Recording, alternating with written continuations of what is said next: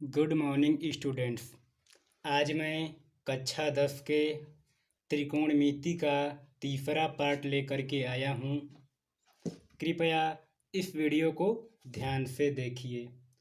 इसके पिछले वाले वीडियो में हम लोगों ने एक्सरसाइज 8.1 का 6 क्वेश्चन किए थे और इस वीडियो में 7वां क्वेश्चन करेंगे। देखिए 7वें क्वेश्चन में है, यदि cot थीटा बराबर 7/8 दिया है और हमें एक समकोण त्रिभुज की रचना करना है, तो देखिए यहाँ पर हमने एक समकोण त्रिभुज की रचना कर दी। अब देखिए इस समकोण त्रिभुज में थीटा कहीं नज़र नहीं आ रहा है, तो हम क्या करेंगे, किसी एक कोण पर थीटा मान लेंगे। तो हम बी कोण पर थीटा मान लेते हैं। अब देखिए, अब हमें इस कोण के लिए जब त्रिकोणमितीय अनुपात निकालना होगा तो क्या करेंगे, यानी हमें जिस कोण के लिए त्रिकोणमितीय अनुपात निकालना होगा वो कोण क्या होता है, आधार होता है। और इस कोण के सम्मुख, यानी इस कोण के सम्मुख भुजा ये क्या हो जाएगा, लंब, और ये कर्ण। तो cot थीटा बराबर सूत्र होता है आधार बटे लंब। तो आधार क्या है, BC। तो यहाँ पर आधार का मान क्या हो गया, 7, और उसके बाद लंब 8, तो यहाँ 8 हो गया। इस प्रकार अब हमें क्या निकालना होगा, AC का मान निकालना होगा। तो AC बराबर होता है रूट में, ये देखिए AB का स्क्वायर और प्लस BC स्क्वायर। तो AB square plus BC square. अब देखिए इस समकोण त्रिभुज से अब AB और BC का मान रखेंगे। तो AB 8 का स्क्वायर प्लस 7 का स्क्वायर। अब देखिए 8 का स्क्वायर होगा 64 और 7 का स्क्वायर 49। अब इसको जोड़ेंगे तो क्या होगा, 9 और 4 कितना हो जाएगा, 13, 6 4 10 और 1 11। तो यानी जो AC का मान है वो आ गया रूट में 113। तो अब देखिए हमें निकालना है, पहला सवाल है इसमें, पहला सवाल है कि 1 + sin theta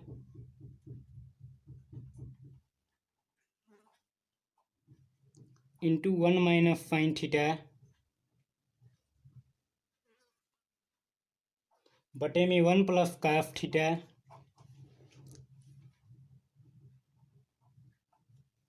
into 1 - cos theta.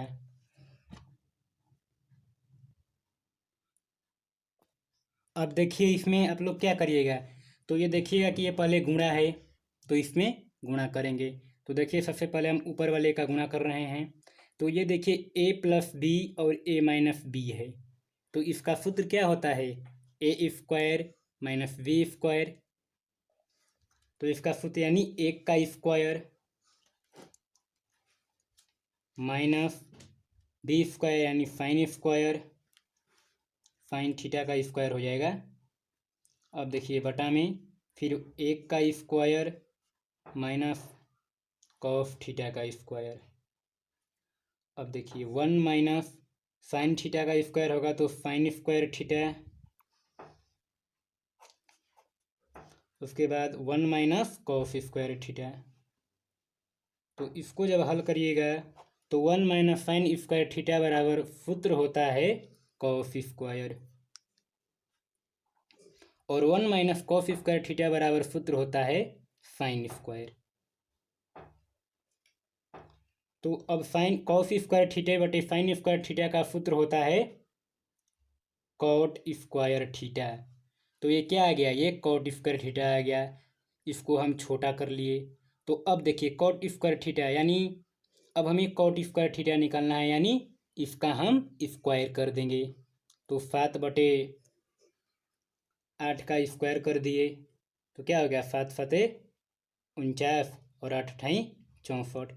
इस प्रकार ये सवाल का आंसर क्या हो गया, 49/49। 64। अब देखिए 7वां का दूसरा क्वेश्चन है। अब देखिए दूसरा क्वेश्चन है कॉट स्क्वायर थीटा। तो कॉट स्क्वायर थीटा का जो होगा सूत्र वो होगा आधार बटे लंब। तो आधार हो जाएगा, यहाँ पर देखिए कॉट थीटा का मान दिया हुआ है 7/8। तो 7/8 का स्क्वायर कर देंगे तो ये क्या हो जाएगा, ये 49/68 हो जाएगा। अब देखिए अगला क्वेश्चन है 8वां, है कि 3 cot A = 4। यहाँ पर 3 cot A = 4 दिया है। तो अब देखिए cot A बराबर क्या होगा, ये इस 3 इस cot A में गुणा है, तो जब इसको पक्षांतरण करेंगे तो क्या हो जाएगा, cot A = 4/3 हो जाएगा। और पुनः अब हम लोग एक समकोण त्रिभुज की रचना करेंगे। तो देखिए यहाँ पर समकोण त्रिभुज की रचना,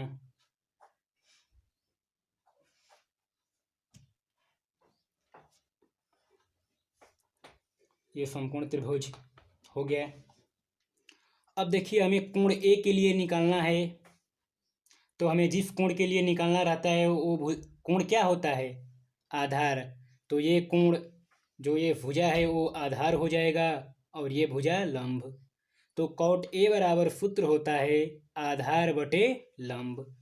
तो इसको आधार और इसको लंब। अब देखिए हमें AC ज्ञात करना है, तो हम AC निकालेंगे। AC बराबर सूत्र होता है AB² + BC²। तो देखिए AB का स्क्वायर 4 का स्क्वायर प्लस 3 का स्क्वायर। अब देखिए 4 का स्क्वायर 16 और 3 का स्क्वायर 9। जब इसको जोड़ेंगे तो आ गया 25 और ये हो गया 5। इस तरह से AC का मान क्या आ गया, 5। अब इसमें 8वें क्वेश्चन में पहला क्वेश्चन है कि हमें जांच करना है कि लेफ्ट हैंड साइड बराबर राइट हैंड साइड है या नहीं।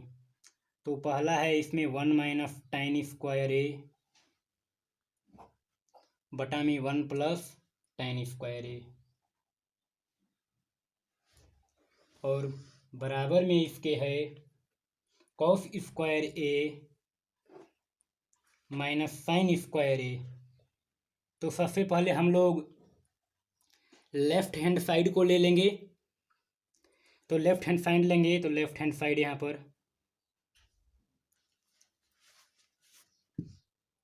1 + tan² A बटे 1 + tan² A। यहाँ पर देखिए प्लस नहीं है, यहाँ पर माइनस है। तो अब देखिए इसका मान हम लोग रखेंगे। तो 1 - ये देखिए tan² A। तो tan A के लिए हमें निकालना है। तो tan का सूत्र होता है लंब बटे आधार। तो ये लंब और ये आधार, तो 3/4 हो जाएगा। और 3/4 का स्क्वायर करेंगे तो 1 - 9/16 हो जाएगा। बटा में फिर 1 + अब देखिए फिर tan² A यानी यही 9/16। अब देखिए इसको हल करेंगे। अब देखिए उसको सिंप्लीफाई करेंगे जो उसमें था। तो 1 - 9/16 बटे 1 + 9/16। तो इसका हम लोग यहाँ पर ऊपर वाले का सबसे पहले करेंगे। तो ये देखिए हो गया। अब भाग फिर नीचे वाले का करेंगे। ये हो गया। अब देखिए इसको हल करेंगे तो ये क्या हो गया, 7/16 बटे 25/16। अब इसको सिंप्लीफाई करेंगे 7/16। तो ये देखिए जो भाग में है ऊपर जाएगा तो गुणा में हो जाएगा। तो ये 16 से 16 कट गया और इसका मान आ गया 7/25। अब हम लोग देखेंगे राइट हैंड साइड को। तो राइट हैंड साइड में है cos² A - sin² A। तो अब हम लोग कॉस स्क्वायर ए का मान रखेंगे और साइन स्क्वायर ए का मान रखेंगे और दोनों को घटाकर देखेंगे कि 7/25 के बराबर आता है या नहीं आता है। तो अब देखिए इसका मान रखेंगे तो कॉस स्क्वायर ए का मान रखेंगे तो 4/5 का स्क्वायर माइनस 3/5 का स्क्वायर, तो ये हो गया 16/25 माइनस 9/25। अब इसको घटाएंगे तो 16 माइनस 9 तो आ गया ये 7/25। तो देखिए यहाँ पर लेफ्ट हैंड साइड बराबर राइट हैंड साइड, यानी राइट हैंड साइड और लेफ्ट हैंड साइड का जो मान है वो दोनों बराबर हो गया। इसलिए क्या ये दो जो समीकरण है वो क्या है, सही है। अब देखिए 9वां क्वेश्चन है। 9वां क्वेश्चन में हमें tan a बराबर 1/√3 दे दिया है और हमें एक समकोण त्रिभुज की रचना करना है।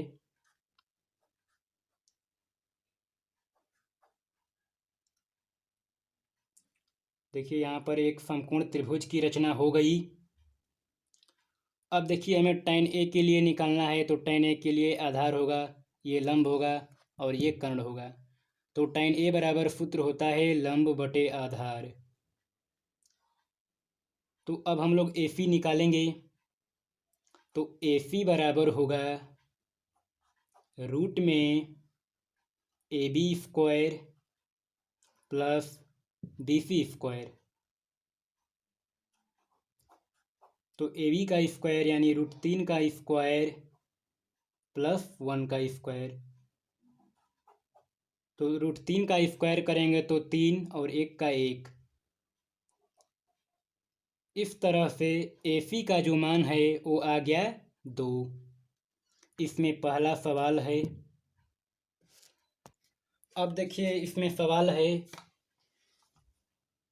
sin A cos C plus cos A sin C। तो अब देखिए sin A बराबर सूत्र होता है लंब बटे कर्ण। तो लंब बटे कर्ण यानी 1/2 गुणे cos C बराबर सूत्र होता है आधार बटे कर्ण। तो हमें इस कोण के लिए निकालना है, इसलिए ये आधार होगा। अब देखिए cos A बराबर सूत्र होता है आधार बटे कर्ण, तो √3/2 हो जाएगा। अब देखिए sin C के लिए निकालेंगे तो √3/2 हो जाएगा। अब देखिए इसको गुणा करेंगे तो 1/4 प्लस 3/4 हो गया। अब इसको हल करेंगे भिन्न का जोड़, तो इसका मान 1 आ गया। अब देखिए 9वें क्वेश्चन में दूसरा क्वेश्चन है cos A cos C plus, देखिए यहाँ पर प्लस नहीं है माइनस है, sin A sin C।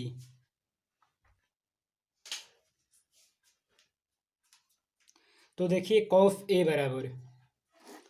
बराबर क्या होगा, आधार बटे कर्ण। तो cos A बराबर √3/2। अब देखिए cos C, तो cos C के लिए होगा आधार बटे कर्ण 1/2 माइनस sin A के लिए होगा लंब बटे आधार 1/2। अब sin C के लिए होगा लंब बटे आधार √3/2। अब इसको इसमें गुणा करेंगे तो √3/4 माइनस √3/4। अब देखिए इसका एलसीएम लेंगे तो जब इसको भिन्न का घटाव घटा करेंगे तो ये हो गया 0/4। तो इस तरह से इसका मान हो गया 0। अब देखिए अगला क्वेश्चन है 10वां। 10वां में हमें त्रिभुज पी क्यू आर की रचना करना है, जिसमें कोण क्यू को समकोण रखना है। P R plus Q R बराबर 25 दे रखा है। इसको समीकरण 1 मान लेंगे। और पी क्यू बराबर 5 सेंटीमीटर दिया है। तो सबसे पहले हम यहाँ पर समकोण त्रिभुज बनाएंगे। तो ये देखिए क्यू समकोण हो गया। अब देखिए पी क्यू का मान 5 दिया है, तो पी क्यू का मान 5 रख लेंगे। ठीक है। अब देखिए इस समीकरण से P R plus Q R बराबर 25। अब देखिए इस समीकरण को हल करेंगे तो यहाँ पर लिखते हैं P R plus Q R बराबर 25। तो अब देखिए पी आर बराबर क्या हो जाएगा, 25 माइनस क्यू आर। तो यानी पी आर का मान 25 माइनस क्यू आर आ गया। अब पाइथागोरस प्रमेय होता है सबसे बड़ी भुजा का स्क्वायर यानी पी आर का स्क्वायर प्लस लंब का square P Q plus Q R का स्क्वायर।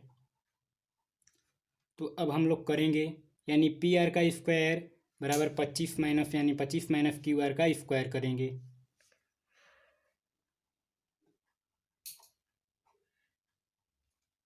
बराबर पी क्यू का स्क्वायर यानी 5 का स्क्वायर और क्यू आर का स्क्वायर। तो अब इसको हल करेंगे ए माइनस बी के होल स्क्वायर पर। तो देखिए सूत्र होता है ए स्क्वायर यानी 25 का स्क्वायर, तो ये हो गया 625 प्लस बी स्क्वायर यानी क्यू आर का स्क्वायर, तो ये हो गया क्यू आर स्क्वायर। अब देखिए माइनस 2ab, तो 2 और a 25 और 2 में गुणा करेंगे तो हो जाएगा 50 और 50 में क्यू आर का गुणा करेंगे तो 50 क्यू आर बराबर 5 का स्क्वायर 25 प्लस क्यू आर का स्क्वायर। ये देखिए क्यू आर से क्यू आर कट गया। अब देखिए इसको इस साइड ले जाएंगे, इसको इस साइड लाते हैं। -50 क्यू आर बराबर 25 माइनस 625 -50 क्यू आर बराबर -600। तो अब देखिए क्यू आर बराबर हो जाएगा -600/50। तो इस तरह से ये कट के आ गया 12, यानी क्यू आर का मान यहाँ पर 12 हो गया। और अब इस 12 को इसमें रखेंगे तो पी आर का मान आ जाएगा। तो पी आर बराबर 25 माइनस क्यू आर, तो इसमें रखेंगे तो 25 माइनस 12 आ गया 13। तो यहाँ पर पी आर का मान आ गया 13। अब इसमें सवाल है पहला कि साइन पी, तो इसमें साइन पी निकालेंगे। तो पी के लिए जिस कोण के लिए हम जो निकालते हैं वो कोण आधार और उसके सम्मुख कोण लंब होता है। तो साइन पी के लिए हो जाएगा लंब बटे कर्ण, तो लंब क्यू आर बटे कर्ण, तो इसका हो जाएगा 12/13। अब देखिए इसी में क्वेश्चन है कॉस पी। तो कॉस पी के लिए जब निकालेंगे तो सूत्र होगा आधार बटे कर्ण, तो 5/13। अब देखिए इसी में अगला सवाल है टैन पी। तो tan p के लिए जब निकालेंगे तो tan p का सूत्र होता है लंब बटे आधार। तो लंब क्या है, हमें p के लिए निकालना है, तो लंब ये और आधार ये, तो 12/5 हो जाएगा। अब देखिए 11वां क्वेश्चन है।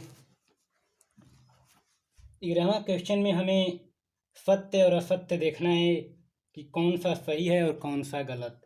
तो इसमें पहला है कि tan a का मान सदैव 1 से कम होता है। tan a का मान सदैव 1 से कम होता है। तो सदैव का अर्थ होता है यहाँ पर हमेशा। तो ये असत्य है, क्योंकि tan a का मान हमेशा 1 से कम नहीं होता है। जब आप लोग आगे पढ़िएगा कि tan 45 का मान देखिएगा तो 1 हो जाता है, लेकिन ये सवाल जो कह रहा है कि 1 से कम होता है, लेकिन tan 45 का मान 1 हो जाता है, इसलिए ये सवाल जो है असत्य है। अब देखिए इसमें दूसरा क्वेश्चन है कि कोण ए के लिए कोण ए के किसी मान के लिए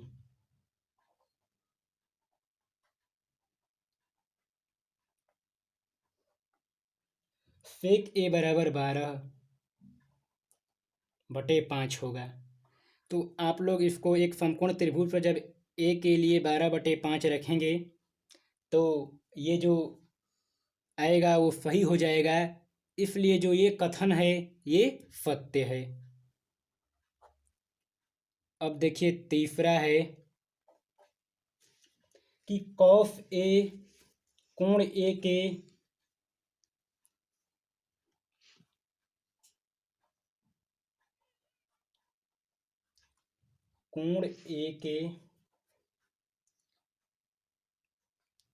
कोसेंट के लिए प्रयुक्त होता है। तो ये जो है वो असत्य हो जाएगा। अब देखिए इसमें चौथा सवाल है cot और a का गुणनफल होता है। cot और a का गुणनफल होता है। क्या होता है, गुणनफल होता है। देखो तुम्हें बताइए। तो इसका जो गुणनफल होगा वो नहीं होगा, क्योंकि cot में a का गुणा नहीं होगा, वो cot a नहीं होगा, इसलिए ये क्या हो जाएगा, असत्य। अब देखिए 5वां क्वेश्चन है किसी भी कोण थीटा के लिए sin थीटा बराबर 4/3। किसी भी कोण थीटा के लिए हमें देखना है कि 4/3 होता है। तो जब आप लोग एक समकोण त्रिभुज बनाकर देखेंगे तो sin थीटा 4/3 हो जाएगा, इसलिए ये सवाल क्या है, सत्य है। आशा करता हूँ दोस्तों ये वीडियो आप लोग को समझ में आई होगी।